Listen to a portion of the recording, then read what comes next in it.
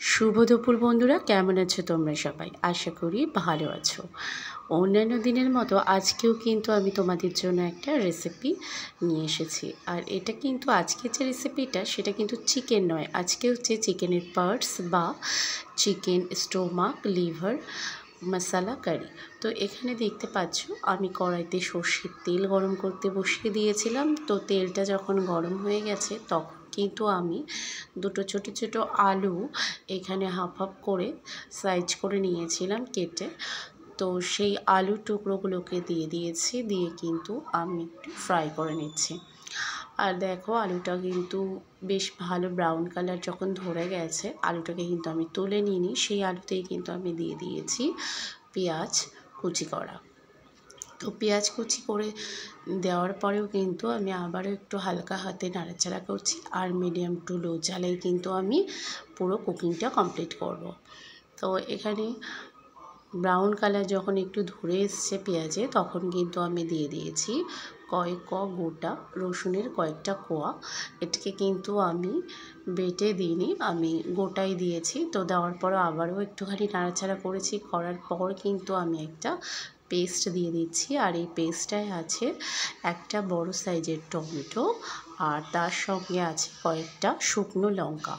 তো শুকনো লঙ্কা আর টমেটোকে আমি একসঙ্গে পেস্ট করে নিয়েছিলাম, সেই পেস্টটাকে কিন্তু আমি দিয়ে দিচ্ছি। দেওয়ার পরে আবারও কিন্তু আমি হালকা হাতে একটু লো ফ্লেমে নাড়াচাড়া করব, করে কিন্তু খুব সুন্দরভাবে মশলাটাকে কষতে দেব, যাতে করে টমেটোর কাঁচা গন্ধটা চলে যায়। তো বেশ খানিকক্ষণ মশলাটা কিন্তু যখন কষাই হয়ে গেছে, তখন আমি দেখো এখানে ধুয়ে পরিষ্কার করে রেখেছিলাম চিকেনের স্টোমাক আর লিভার।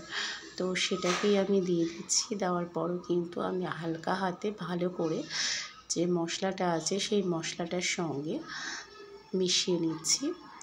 আর এখানে দেখতে পাচ্ছ চিকেনের গলাও কিন্তু আছে, যে কারণে আমি চিকেন পার্টস করেছিলাম। তো সমস্ত কিছু কিন্তু আমি এখানে ভালো করে একটু মিশিয়ে নিচ্ছি। মিশিয়ে নিয়ে এই সময় কিন্তু ফ্লেম আমার একদমই লো থাকছে। তো এই লো ফ্লেমে কিছুক্ষণ রেখে দেওয়ার পরে আমি দিয়ে দিচ্ছি লবণ। আর এই লবণটা কিন্তু পরিমাণ মতো ব্যবহার করবে। আর তার সঙ্গে আমি দিয়ে দিচ্ছি একটু রং ধরার জন্যে হলুদ গুঁড়ো। তো হলুদ গুঁড়োটাও আমি বড় চামচের 1 চামচ, আর ছোটো চামচে দেখতে পাচ্ছ 2 চামচ কিন্তু আমি ব্যবহার করেছি। করার পরে আবারও আমি একটু হালকা হাতে নাড়াচাড়া করছি। এবার আস্তে আস্তে কিন্তু ফ্লেমটাকে আমি মিডিয়াম করে দেবো, কারণ লো ফ্লেমে অনেকক্ষণ রাখা হয়েছে, তাতে করে একটু কিন্তু সফট হয়ে গেছে, তো একটু নরমও হয়েছে। তো এরপরে আমি যেহেতু মিডিয়াম ফ্লেম দিয়ে দিচ্ছি, তো মিডিয়াম ফ্লেমে এবার আস্তে আস্তে করে কষতে থাকবো। তো আর চিকেন পার্টস থেকে কিন্তু অনেকটা জল বেরিয়েছে। তো জল বের হওয়ার পরে সেই জলেই কিন্তু অনেকখানি সেদ্ধ হচ্ছে।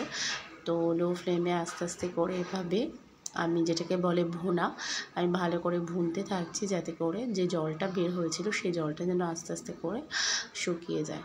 তো দেখো এইভাবে আমি হালকা হাতে নাড়াচাড়া করছি। আর এই সময় আমি দিয়ে দিচ্ছি একটু 1 চামচ মতো জিরে গুঁড়ো।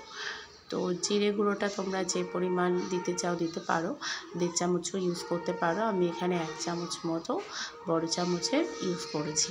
করার পরে আমি আবারও একটু নাড়াচাড়া করে নিচ্ছি।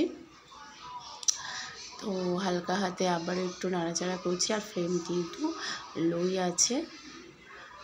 তো দেখো এইভাবে নাড়াচাড়া করে আমি আস্তে আস্তে করে তেলটাকে পুরো বের হওয়া পর্যন্ত, আর জলটা একদম শুকিয়ে গেছে, সেই সময় কিন্তু মিক্সির বাটি ধোয়া জল আমি ইউজ করে দিয়েছি। আর জলটা কিন্তু আমি পরিমাণ মতো দেবো, খুব বেশিও দেবো না, আবার একেবারেই কম দেবো না। তো পরিমাণ মতো জল দিয়ে আবারও মিডিয়াম ফ্লেমে কিন্তু আমি এবার ফুটতে দেব, এবং ফুটে উঠলে কিন্তু আমি ঢাকা দিয়ে দেবো। তো দেখো এখানে ফুটে উঠেছে, এই সময় কিন্তু আমি ঢাকাও দিয়ে দেবো। ঢাকা দিয়ে কিছুক্ষণ হতে দেব। তো এবার দেখো আমি ঢাকনাটা খুলে নিচ্ছি।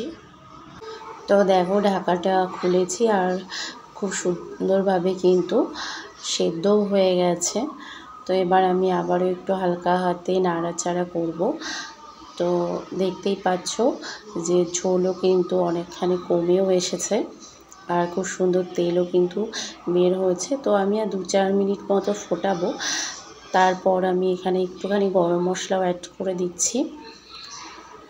তো ঝোলটা যে যেমন তোমরা খেতে চাও সেই অনুযায়ী কিন্তু রাখবে।